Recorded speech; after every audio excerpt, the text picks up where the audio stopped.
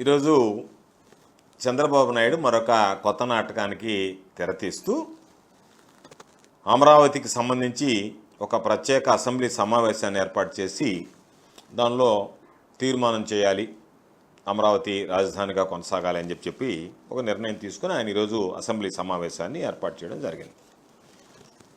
దానిలో ఎవరైతే పక్షపాత రహితంగా వ్యవహరించాలనో, పక్షపాత ధోరణితో ప్రవర్తించకూడదో స్పీకర్ స్థానంలో ఉన్నటువంటి అయ్యన్న పాత్రుడు గారు ఆయన చేసినటువంటి వ్యాఖ్యలు చాలా అభ్యంతరకరంగా ఉన్నాయి. ఇవి వైఎస్ఆర్ కాంగ్రెస్ పార్టీకనే కాకుండా సాధారణమైనటువంటి ప్రజలకు కూడా ఆయన వైఖరిని తప్పుబట్టేటువంటి పరిస్థితి ఉంది.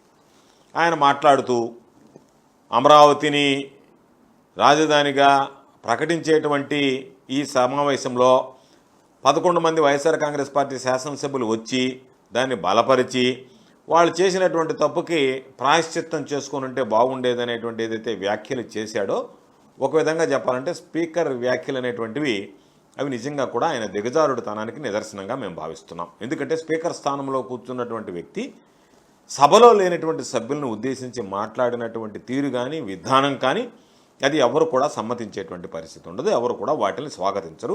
ప్రతి ఒక్కరు కూడా వాటి పట్ల ఎంతో కొంత వాళ్ళకి సంబంధించినటువంటి వాళ్ళ స్థాయిలో దాని మీద వ్యతిరేకత కనపరిచేటువంటి పరిస్థితి ఉంది. అయితే స్పీకర్ చెప్పినా మరొకరు చెప్పినా దీనికి సంబంధించి వైఎస్ఆర్ కాంగ్రెస్ పార్టీ కొంత దాని మీద వివరణ ఇచ్చాం. ఇప్పటికే దాని మీద ఇప్పటికి కూడా మేము అనేక సందర్భాల్లో వివరణ ఇస్తున్నాం.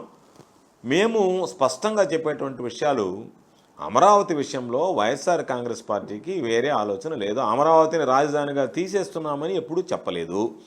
అమరావతి కూడా రాజధాని నిర్మాణంలో ఒక భాగమే అనేటువంటి మాట గతంలో చెప్పాము, తర్వాత చెప్పాము, మరలా కూడా దాన్ని స్పష్టం చేయడం జరిగింది. అయితే చంద్రబాబు నాయుడు నాటకమంతా ఆయనే అమరావతిని ఉద్ధరించినట్టు, ఆయనే అమరావతికి సంబంధించి ఈరోజు అమరావతి అనేటువంటిది చంద్రబాబు నాయుడికి ఆదాయ వనరుగా, బంగారు బాతుగా మారింది.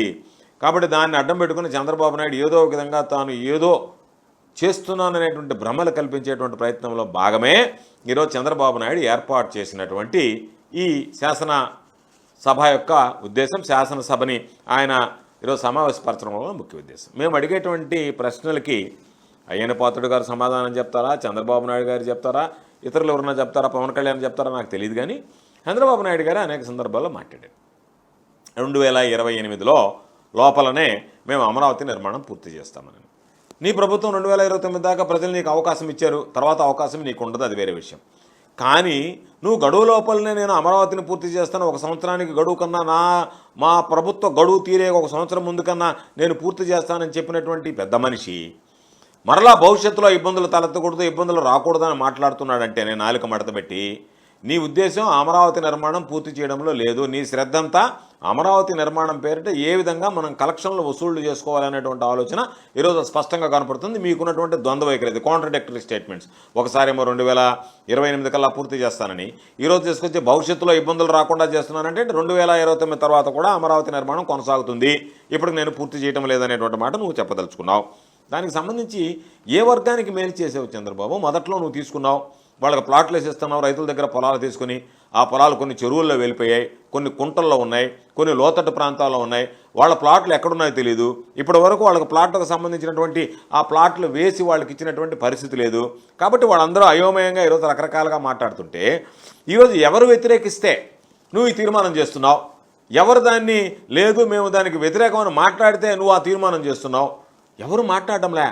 కానీ నువ్వు ఏదో నీ యొక్క పరపతిని పెంచుకోవాలి, నేనే అమరావతికి ఆద్యుణ్ణి అన్నట్టుగా అనిపించుకోవాలి అనేటువంటి ఉద్దేశంతో నువ్వు మాట్లాడేటువంటి మాయమాటల్ని అక్కడ ఉన్నటువంటి రైతులు మాట్లాడటం లేదు కాబట్టి మీ ముఖం మీద కొడుతున్నారు. కాబట్టి వాటిని అధిగమించడానికి నేను అమరావతి కోసం అలు పెరిగినటువంటి పోరాటం చేస్తున్నాను. చిత్తశుద్ధి లేనటువంటి చంద్రబాబు నాయుడు నేను ఏదో చిత్తశుద్ధితో ప్రయత్నం చేస్తున్నాను అనేటువంటి విధంగా ఈరోజు మీ పోకడలు స్పష్టంగా కనిపిస్తున్నాయి. మీరే చెప్పారు 50,000 ఎకరాలకు సంబంధించి నేను అభివృద్ధి చేస్తానని. మొదటి విడతలో 50,000 తీసుకున్నారు, దానికి 1,00,00,000 కోట్ల రూపాయలు. రెండో విడతలో దాదాపుగా 20,500 ఎకరాలు, దానికి ఒక 40,000 నుంచి 50,000 కోట్ల రూపాయలు. మూడో విడతలో మరొక 25,000 ఎకరాలు సేకరిస్తామంటున్నారు, దానికి ఒక 50,000 కోట్లు. మొత్తం కలిపితే దాని అభివృద్ధికి సంబంధించే 2,00,000 కోట్ల రూపాయలు ఈరోజు మీరు చెప్తున్నారు. 2,00,000 కోట్ల రూపాయలు భరించేటువంటి శక్తి ఆంధ్ర రాష్ట్రంలో ఉంది. ఈ రోజుకి అప్పుల పరిధిలో అయిపోయింది. 3,40,000కి దాటి తమరు అప్పులు చేశారు. అప్పుల ఆంధ్రాగా మార్చేశారు. గతంలో మేము ఉన్నప్పుడు శ్రీలంక అయిపోతుంది, మరొకటి అయిపోతుంది అని మాట్లాడినటువంటి ఆ నోరు ఈరోజు మోగపోయింది. ఆ పత్రికలు ఈరోజు రాయడంలే. కానీ నువ్వు చేసేటువంటిది ప్రజలకు అర్థమైపోయింది. ప్రతి మంగళవారం అప్పు చేయడం, ఏ అవకాశం ఉంటే బడ్జెట్లో నుంచి కొంత ఎఫ్ఆర్బిఎం నామ్స్ ప్రకారం అప్పు తెస్తున్నావు, కొన్ని కార్పొరేషన్లు అడ్డం పెట్టుకుని అప్పు తెస్తున్నావు. 3,40,000 కోట్ల వరకు నువ్వు అప్పు తీసుకొచ్చి దాని పైచులకు అప్పు తీసుకొచ్చి ఈరోజు దానికి సంబంధించి మరో 2,00,000 కోట్ల రూపాయలు భరించేటువంటి శక్తి ఈరోజు రాష్ట్ర ప్రభుత్వానికి ఉందా? నువ్వు ఎంత పాపం రాష్ట్ర ప్రజల మీద ఆర్థిక భారాన్ని మోపుతున్నావు అనేటువంటిది ఒకసారి ఆలోచన చేయాల్సినటువంటి పరిస్థితి. అసలు పనులు చేయకుండానే కేవలం గ్రాఫిక్లో చూపించి వాటికి సంబంధించినటువంటి ఎక్కడికి పోయినా కూడా ప్రపంచ స్థాయి రాజధాని అమరావతి, ప్రపంచ స్థాయి రాజధాని అని చెప్పి ఏ దేశానికి పోతే ఆ దేశ రాజధాని పేరు చెప్తా దానికి డిజైన్ల పేరుతో ఇప్పటికే 400 కోట్ల రూపాయలు ఖర్చు చేయడం తప్ప అమరావతికి సంబంధించి తమరు చేసినటువంటి అభివృద్ధి చూస్తే ఏమన్నా చేసావో అమరావతి విషయంలోనంటే టెండర్లో నీ అనుకూలం వాళ్ళకి వేయించుకోవడం, 4% ఎక్సెస్కి దాదాపుగా ఒక స్క్వేర్ ఫుట్ రేట్ ఏదైతే ఉందో దాన్ని 11,000 రూపాయలు, సాధారణంగా 4,000 రూపాయలకు వచ్చేటువంటి దాన్ని 3 రెట్లు అధికంగా ఈరోజు నీ ధనదాహానికి వైఎస్ఆర్ కాంగ్రెస్ పార్టీ ఏదైతే గతంలో నుంచే ప్రశ్నిస్తూ ఉందో, జగన్మోహన్ రెడ్డి గారు ప్రశ్నిస్తూ ఉన్నారో, అయ్యా అమరావతి పేరిట ఎక్కడ లేనటువంటి అవినీతి జరిగింది అని చెప్పని ఈరోజు అది వాస్తవం అనిపిస్తుంది. దాని నిర్మాణం పేరుతో ఈరోజు 47,000 కోట్ల రూపాయలు తీసుకొచ్చి ఆ 47,000 కోట్ల రూపాయలలో ఎక్కడా కూడా నీకు పారదర్శకంగా కనిపించేటువంటి పరిస్థితి లేదు. అన్నీ కూడా చూస్తే వాటికి సంబంధించి గతంలోనే మీకు వచ్చున్నాయి.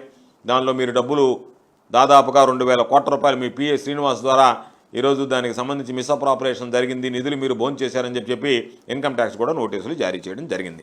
కాబట్టి నేను సెల్ఫ్ ఫైనాన్సు దీన్ని ఎవ్వరు లేదని కన్ను ఆర్పకుండా చెప్తాడు, ఇది self finance city, self finance capital అని. ఏ విధంగా సెల్ఫ్ ఫైనాన్సు? ఈరోజు 47,000 కోట్ల అప్పులు తీసుకొచ్చి ప్రజల మీద మరింత భారం వేస్తా, బయట నుంచి అప్పులు తీసుకొచ్చి వాటిని డొంక తిరుగుడు విధానంలో నువ్వు బోన్ చేస్తా, ఏదో ఒక విధంగా వాటికి సంబంధించినటువంటి దాంట్లో నువ్వు బలపడుతున్నావు తప్ప అమరావతి రైతులు బలపడడం లేదు, అమరావతి ప్రాంతం బలపడడం లేదు, అమరావతి రాజధానిగా మారేటువంటి అవకాశాలు కూడా స్పష్టంగా కనిపించేటువంటి పరిస్థితి లేదు. ఈరోజు నువ్వు కనెక్టివిటీ అన్నావు, ఏమి కనెక్టివిటీ ఉంది? ఏమి కనెక్టివిటీ లేకుండానే గతంలో నువ్వు చెప్పినట్టుగా ఏదైతే 1,000 కోట్ల రూపాయలు దారదత్తం చేసి దారబోసి దాంట్లో మరల తమను భోంచేసి ఏదైతే ఇన్కమ్ ట్యాక్స్ నోటీసులు ఇచ్చి మీరు అందరూ అవినీతికి పాల్పడ్డారన్నా దాదాపుగా దానిలో 1,000 కోట్ల రూపాయలు ఖర్చు పెట్టి అన్ని టెంపరీ సచివాలయం, temporary assembly building, temporary high court అని చెప్పి దానిలో ఒక దోపిడీ జరిగింది. మరలా ఈరోజు కొత్త దోపిడీకి తెరదీశారు మీరు. కాబట్టి మీకు అంతా ఎక్కడా కూడా పారదర్శకత లేకుండా పోవడం, అవినీతి తప్ప ఎక్కడా అభివృద్ధి అనేటువంటిది కానీ అభివృద్ధి మీద ధ్యాస కానీ కనపడటం లేదనేటువంటిది రకరకాలైనటువంటి చెప్పారు. ఒక్కొక్క రోజు హైపర్ టాప్ అన్నారు, దాంతోపాటు హైపర్ లూప్స్ అన్నారు, ఒలింపిక్స్ అన్నారు, రకరకాలైనటువంటి అన్నీ చెప్పారు. కాబట్టి ఆ హైపర్ లూమ్ ఏమైంది, ఒలింపిక్స్ ఏమైనాయి, మీరు చెప్పినటువంటి పనులు ఏమైనాయి, మీరు చెప్పినటువంటి విధానం ఏమైంది? కాబట్టి మాటలు చాలా దూరం పోయాయి. మాటలు చూస్తేమో కోటలు దాటాయి, ఈరోజు చేష్టలు చూస్తే గడపలు దాటం లేదన్నట్టుగా తయారైంది. కాబట్టి ఇటువంటి పరిస్థితుల్లో మీరు దయచేసి ఇప్పటికైనా దృష్టి సారించి అమరావతి నిర్మాణాన్ని చిత్తశుద్ధితో చేపడితే బాగుంటుంది తప్ప అది వైఎస్ఆర్ కాంగ్రెస్ పార్టీని విమర్శించడానికో, మీరు ఏదన్నా డైవర్షన్ పాలిటిక్స్కో, లేదా మీరేదో దాన్ని బాధ్యత అంతా నీ భుజస్కంధాల మీద వేసుకుని మోస్తున్నాను అని చెప్పి నీ అవినీతి కుట్రలు, అవినీతి దోపిడీ బయటపడకుండా ఉండడానికో ప్రయత్నం చేయడం సరైనటువంటి పద్ధతి కాదు. కాబట్టి అసెంబ్లీలో మీరు చేసినటువంటి వ్యాఖ్యలు కానీ, ప్రత్యేకించి రాజ్యాంగ బాధ్యతలు నిర్వర్తిస్తూ రాజ్యాంగ వ్యవస్థలో మూలకారకుడైనటువంటి శాసనసభను నడిపించాల్సినటువంటి స్పీకర్ గారు స్పీకర్ స్థానంలో కూర్చొని ఒక పార్టీని దూయబట్టేటువంటి విధంగా మిమ్మల్ని పొగుడుతున్నారు. మాకు అభ్యంతరం లేదు, మిమ్మల్ని పొగుడుతుంటారు, మీకు జాకిలు పెట్టి లేపుతుంటారు, మీరు వీరులు సూర్యులు విక్రమార్కులు అంటుంటారు. అవన్నీ ఒక పక్క అయితే, ఒక ఎత్తు అయితే ఈరోజు మీరు చేస్తున్నటువంటి విమర్శలు అభ్యంతరకరం. కాబట్టి ఇప్పటికైనా అయ్యన్న పాత్రుడు చేసినటువంటి వ్యాఖ్యలను మేము ఖండిస్తున్నాం. ఖచ్చితంగా అమరావతి విధానంలో అవినీతి తప్ప అభివృద్ధి కనిపించడం లేదని చెప్పి మేమే కాదు ప్రజలందరూ కూడా అభిప్రాయపడేటువంటి పరిస్థితి ఏర్పడింది.